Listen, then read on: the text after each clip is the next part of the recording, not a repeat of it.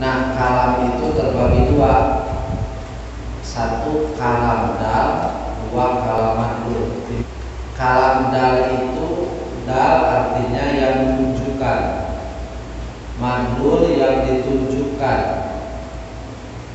Kalam dal itu simpelnya, sederhananya Al-Quran. Al-Quran itu kalamullah, ucapan Allah. Tapi itu kalam dal yang menunjukkan. Yang ditunjukkan disebutnya madlul, yaitu kalam Allah yang ada di Allah, tanpa ada haraf, tanpa ada suara.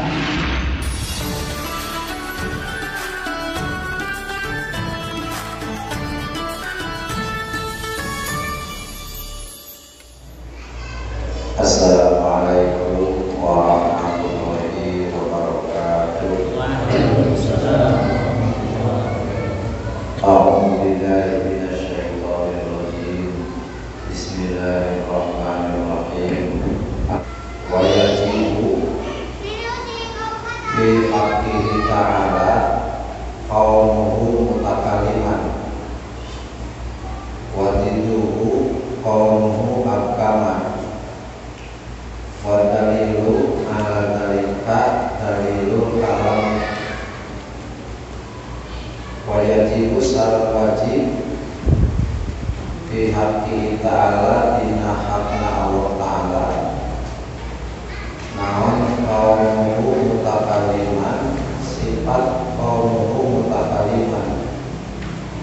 Qaumuhu buktina Allah mutakalliman eta anu cacarios. Wadilu sareng ari lalawanan kaum mutakalliman, kaum agama eta sifat kaum agama. Kaum buktina Allah agama eta anu dieu. Wadalilu sareng ari dalilna ala dalika anu geus dicaritakeun tadi. Dalilul kalami eta dalilna sifat kalam. Nah, kalam itu terbagi dua. Satu kalam dal, dua kalam madlul. Kalam dal itu dal artinya yang menunjukkan, madlul yang ditunjukkan. Kalam dal itu simpelnya, sederhananya Al-Quran. Al-Quran itu kalamullah, ucapan Allah. Tapi itu kalam dal yang menunjukkan. Yang ditunjukkan disebutnya madlul, yaitu kalam Allah yang ada di Allah, tanpa ada haraf, tanpa ada suara. Karena Allah itu beda dengan makhluk. Kalau makhluk berbicara ditulis ada huruf, didengar ada suara. Kalau Allah berbicaranya Allah tanpa huruf, tanpa suara. Intinya beda dengan ucapan manusia. Tetapi supaya manusia mengerti apa yang difirmankan oleh Allah, apa yang diucapkan oleh Allah, maka proses transformasi dari kalam madlul yang ada di Allah itu dari kalam dal yang anu ngajagerek jadi Quran, dibaca ayat soraan, ditulis ayat hurufan. Itu prosesnya kurang lebih sederhana seperti ini. Allah memerintahkan kepada qalam untuk menulis di Lauh Mahfuz seluruh Al-Quran yang akan diturunkan kepada Nabi Muhammad. Kemudian setelah tertulis di Lauh Mahfuz, itu Al-Quran keseluruhan dibawa oleh atau diturunkan oleh Allah ke langit dunia, ke Baitul Izzah namanya. Katanya di langit keempat, atau katanya di mana langit keempat, kita sih berikan sadar itu yang kata nama. Dari Baitul Izzah nanti diturunkan berayat bersurat, dan prosesnya tidak sekaligus Nuntut ya bahasa Indonesia adalah Nyicil. bertahap, nyicil mah kuas utang. Bertahap. Nah, dari Lauh Mahfuz yang ditulis oleh qalam itu sudah menjadi kalam dal. Jadi Allah memerintahkan ke Lauh Mahfuz, ke qalam untuk menulis di Lauh Mahfuz itu kalam mantul, tidak ada harap, tidak ada suara. Setelah tertulis di Lauh Mahfuz, maka itu mulailah menjadi kalam dal, menjadi Al-Quran yang kita kenal sekarang. Kencang hati makanya insya Allah kehatikan lawan lah.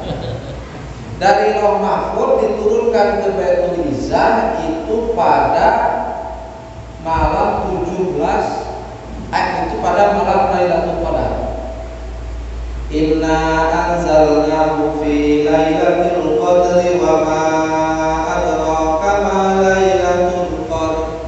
Lailatul qadri khairum min alfi syahrin tanazzalul malaikatu warruhu fiha. Nah, tanazzalul malaikatu warruhu fiha bi'izni rabbihim min kulli amrin.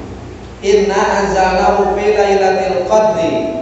Inna sesungguhnya kami, kata Allah, anzalna kami menurunkanmu kepada Al-Quran fi lailatul qadri, dalam atau di malam kemuliaan, di malam kemuliaan Lailatul Qadar. Nilainya ibadah di Lailatul Qadar teh lebih utama daripada khairun min alfi syahrin, 1000 bulan.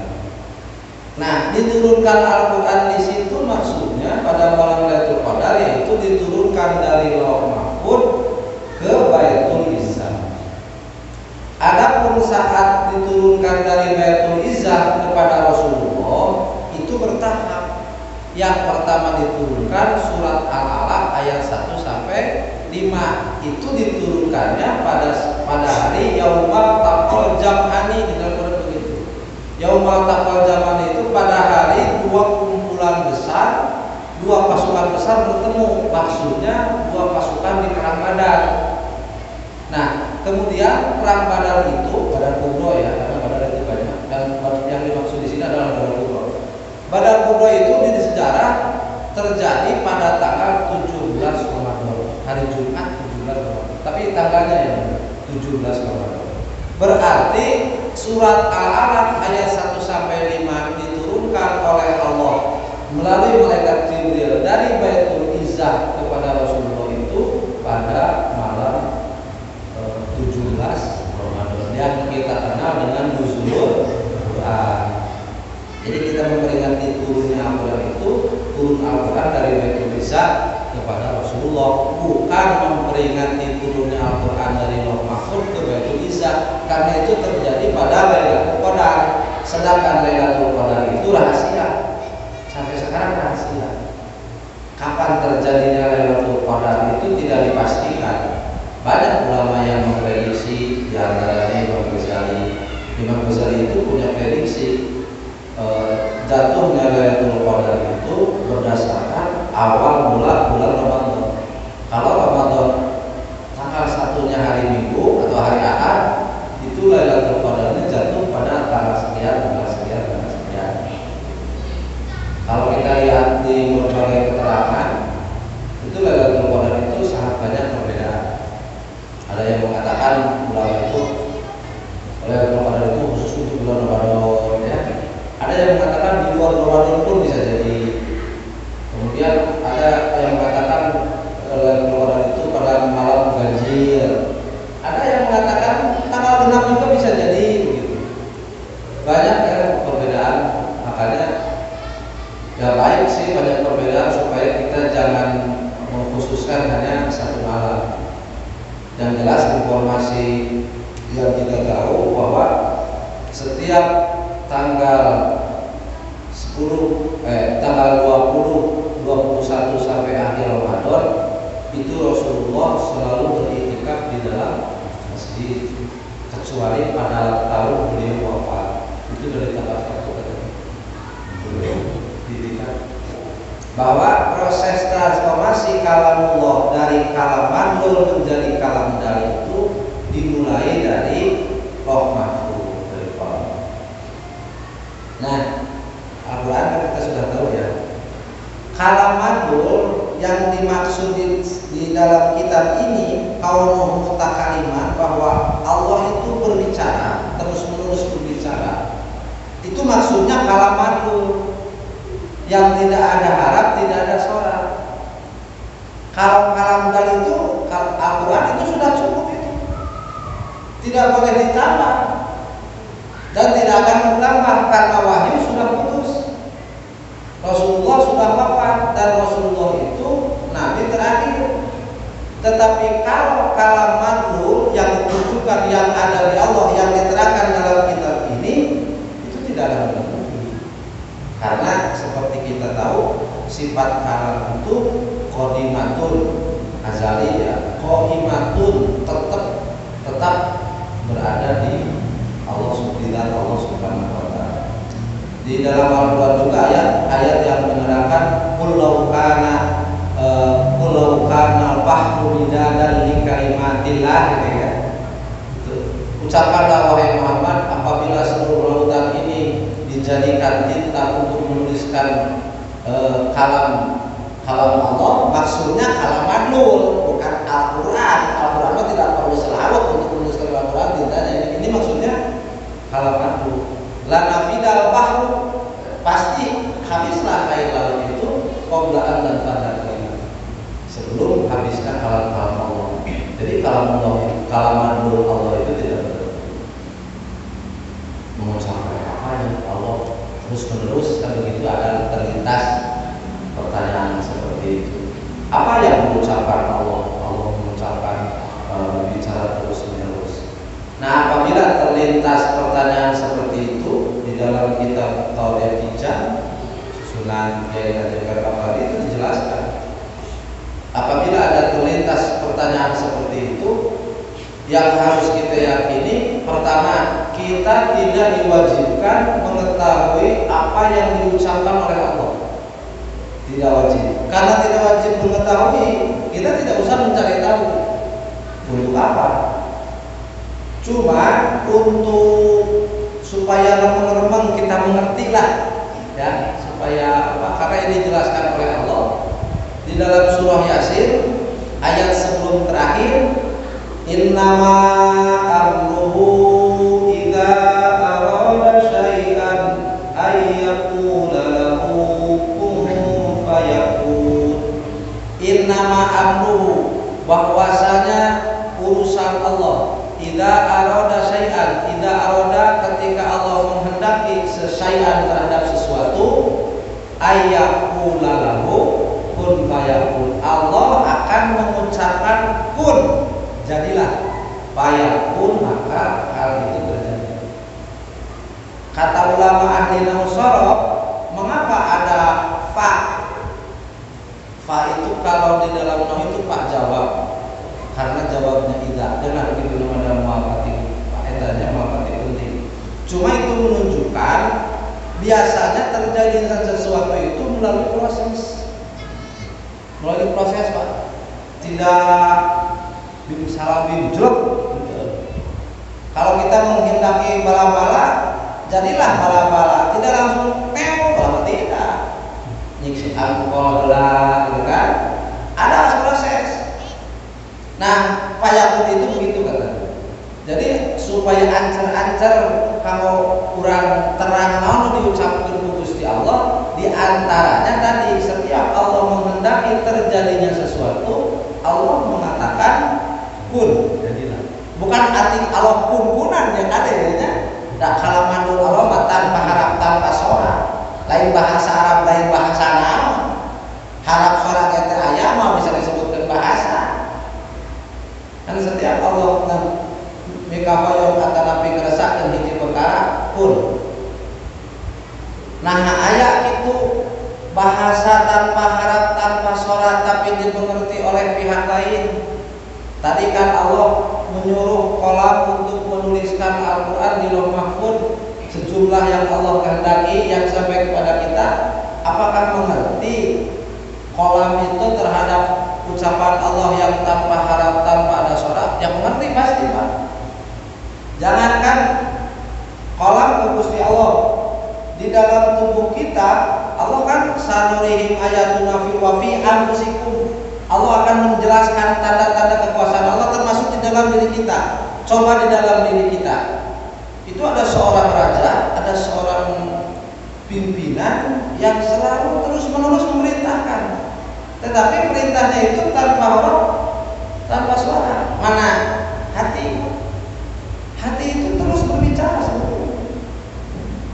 Dia terus memerintah ke anggota tubuh yang lain. Betul Pak? Soal sare itu sare dan ini kan. Lengan cicing nanaon sababna teu aya nu marentah. Berangkat pulang ke rumah. Habis pengajian. Di atas meja ada makanan. Siapa yang melihat? Mata. Mata kirim sinyal ke hati. Itu kan? Cek hati konfirmasi ka beuteun. Hayang teu maneh? Beuteun hayang. Kembali lagi ke hati mengirim jawaban. Mungkin lewat WA dan sebagainya. Nah, ini hati ini perintah Pak ke tangan. Coba ambil, kan begitu. Tangan ambil. Itu perintah. Bagaimana bisa mengerti seluruh anggota tubuh akan perintah hati? Itu rahasia. Bahasa apa yang dipakai jelas, tidak ada suara, tidak ada huruf. Itu kekuasaan Allah. Nah, bagaimana ulama ini terutama dalam kitab tauhid mereka menyatakan bahwa Allah itu terus berbicara berdasarkan ayat-ayat tadi satu itu. Berdasarkan akliyah juga bahwa yang maha sempurna tidak mungkin mempunyai kekurangan. Di dalam ayat tadi pulau kana bahu bidadari kalimatillah dan seterusnya. Kemudian innama amruhu idza arada syai'an ayyaqula lahu kun fayakun. Kemudian dalam ayat lain wa kallamallahu Musa taklima. Dan Allah telah berbicara dengan sebenar-benarnya berbicara kepada Nabi Musa alaihi salam. Waktu Nabi Musa alaihi salam berada di Gunung Sinai.